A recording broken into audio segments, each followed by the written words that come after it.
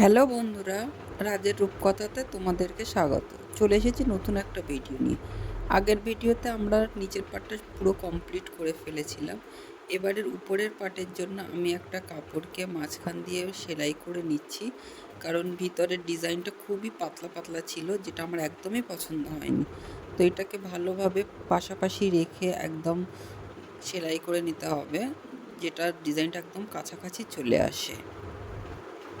পাশাপাশি জোড়া হয়ে গেলে আমরা এক্সট্রা সুতোটা কেটে দিয়েছি, যাতে খুব সুন্দর লাগে, কারণ সুতো থাকলে সেটা বাজে দেখাবে। তো এখানে জোড়া কাজটা হয়ে গেলে আমি পিছনটা মাকে দিয়ে করিয়ে নিয়েছি, কারণ পিছনটা আমার অতটাও ভালো হাত ফিটিং হয় না। তো মাকে দিয়ে করানোর পর মাকে বললাম হাতাটা জুড়ে দিতে, তো মা এখানে হাতাটাও জুড়ে দিয়েছে। জুড়ে দেওয়ার পরে সামনের ডিজাইনটা কিছুটা এরকম মতো এসছে।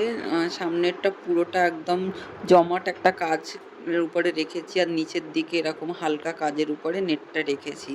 তৈরি করার পর পুরো লুকটা কিছুটা এরকম এসে, যেটা আমাকে একটু পছন্দ হয়নি বলে আমি আবার সেটাকে খুলে এমন করেছি। তোমাদের কোনটা পছন্দ হয়েছে আমাকে জানিও, আর এমন আরও ভিডিও পেতে আমাকে ফলো করো।